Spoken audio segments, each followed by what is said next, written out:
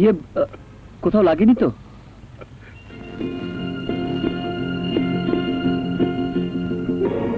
রাজু,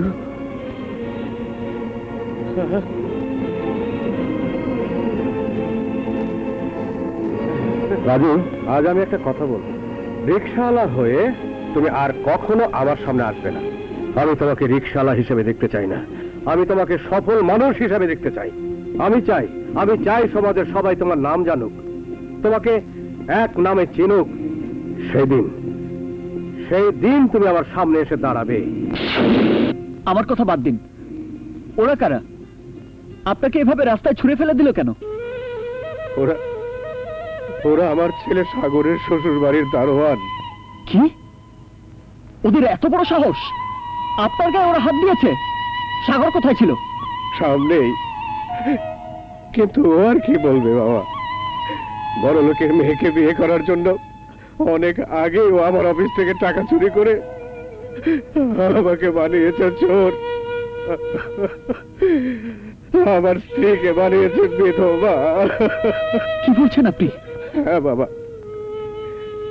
যাকে সন্তানের মতো সন্তান বলে গর্ব করতাম, আজ তার সামনে আমাকে আমার স্ত্রীর সাথে দেখতে পেয়ে গলা ধাক্কা দিয়ে বের করে দিয়েছে। ওদের আর দোষ দেবো কি বাবা? ওদের কাছে তো আমার স্ত্রী বাড়ির চাকরানি, আর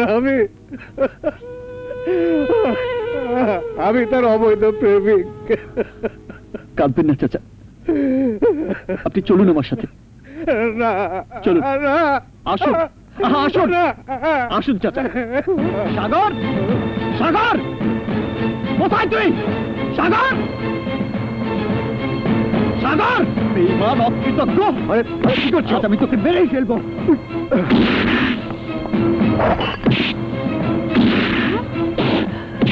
আজ আমি তোকে এমন শিক্ষা দেব যা তোর সারা জীবন মনে থাকবে।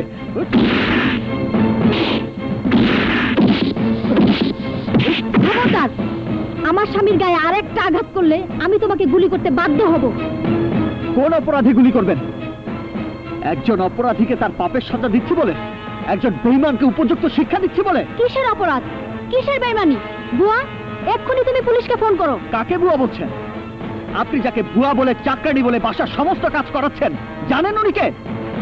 উনি এই সাগরের জন্মদাত্রী মা, আপনার শাশুড়ি।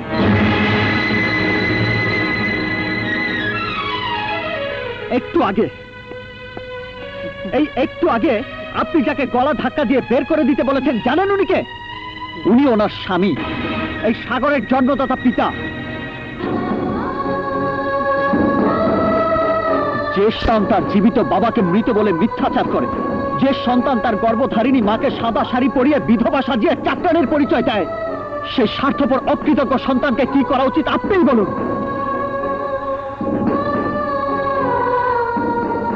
আপনাকে বিয়ে করে উঁচুতলার মানুষ হবার জন্য মাকে বিধবা শাড়ি পরতে বাধ্য করেছে, আর বাবাকে বানিয়েছে চোর। আরে আরে, যে বাবা মাকে আমি পেলে দিন রাত সেবা করতাম, তাদেরকে এতটা অপমান করতে তোর এতটুকু বাঁধলো না? টাকার জন্য তুই বাবা মাকে অপমান করেছিস? টাকার জন্য তুই সব পারিস। তাহলে বল বল বল, তোর মায়ের দাম কত, তোর বাবার দাম কত? কত হলে তুই তোর বাবা মাকে আমার কাছে বিক্রি করবে? বল। একদিন তুই আমাকে তোর মাকে মা বলে ডাকতে দিসনি, আজ তোর কাছ থেকে তোর মাকে আমি কিনে নিয়ে যাব। বল বল, কত টাকা চাস তুই?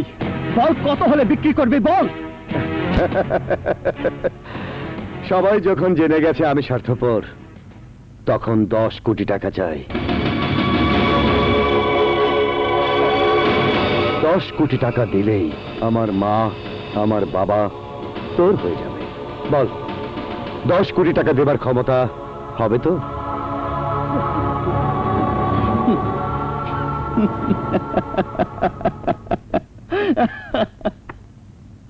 আরে, তুই তো মায়ের দামই জানিস না। হাদিসে খোদার পর যার স্থান দিয়েছেন আল্লাহর রাসূল, সেই মাকে তুই মাত্র 10 কোটি টাকার ছাপানো কাগজের টুকটার বিনিময়ে বিক্রি করতে চাস?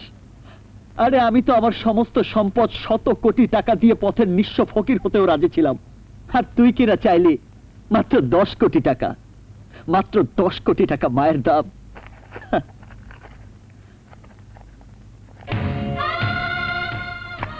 ধর।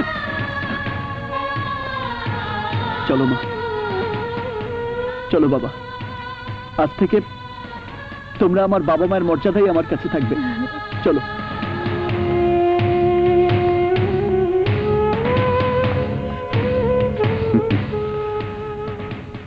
10 crore।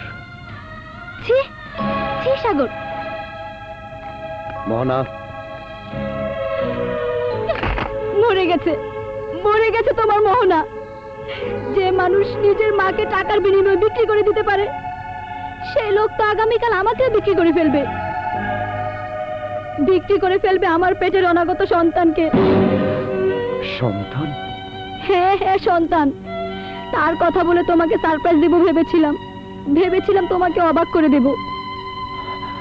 আজ সেই তুমি তোমার মাকে বিক্রি করে দিয়ে আমাকে অবাক করেছো তার চেয়ে কোটি গুণ বেশি। তুমি জানো, জন্মের পর থেকে আমি কখনো মায়ের আদর পাইনি। আমার বাবার কোটি কোটি টাকা আমাকে বিলাস দিয়েছে, আরামায়েশ দিয়েছে, কিন্তু মায়ের স্নেহ, মমতা, ভালোবাসা দিতে পারেনি। আজ সেই মাকে নিজের বাড়িতে পেয়ে তার সাথে আমি চাকরানির মতো ব্যবহার করেছি শুধু তোমার কারণে। তাই মায়ের সাথে বাকি জীবন থেকে আমি তার সেবা করে আমার পাপের প্রায়শ্চিত্ত করতে চাই।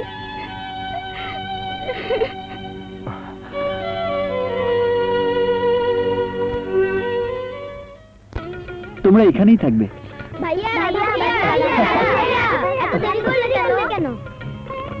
এরা কারা?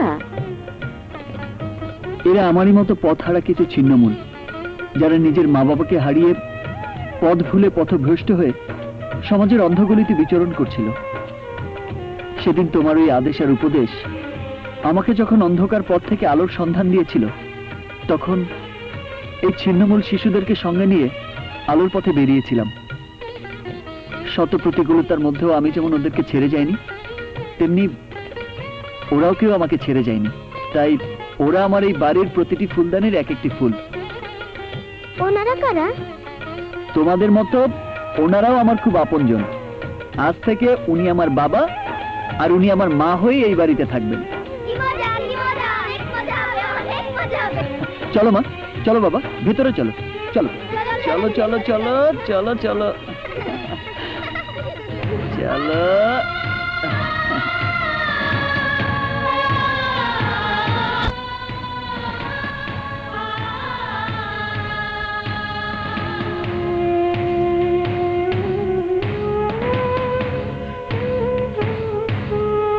এই ছবি এখানে এলো কি করে? কি হলো? তোমরা এখানে দাঁড়িয়ে আছো কেন? এসো। এই ছবি এখানে এলো কি করে? তোমাদের সঙ্গে দেখা করতে তোমাদের বাড়িতে গিয়েছিলাম। বাড়ির উঠোনে সব মালপত্রের সাথে এই ছবিটাও পড়েছিল, সেখান থেকেই তুলে এনেছিলাম। কিন্তু তোমাদের ছবির সাথে একটা তো সাগর, আরেকটা ছেলেকে। এ তো আমার আকাশ। ছোটবেলায় ওকে আমরা হারিয়ে ফেলেছি। কিভাবে? ঈদের ছুটি শেষ করে আমরা গ্রামের বাড়ি থেকে শহরে ফিরছিলাম। স্টেশনে প্রচন্ড ভিড়।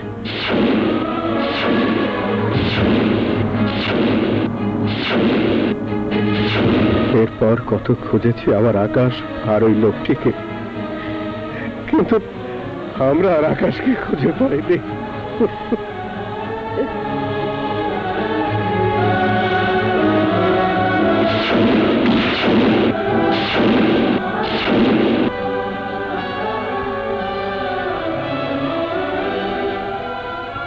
কি করে পাবে?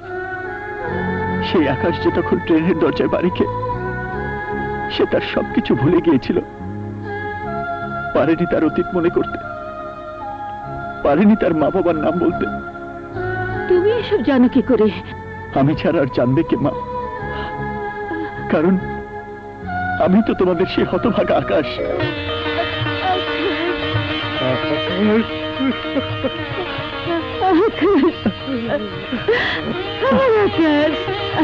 বাবা, হ্যাঁ বাবা, আমার আকাশ,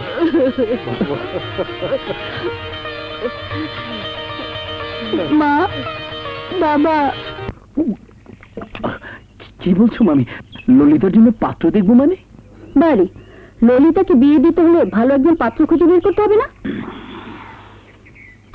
এতদিনে আমার মেয়ের সুমতি হয়েছে।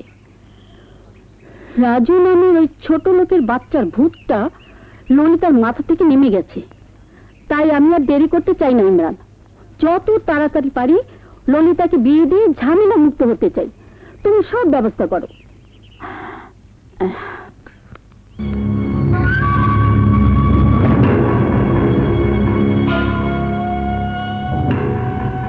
This is not fair, Mami.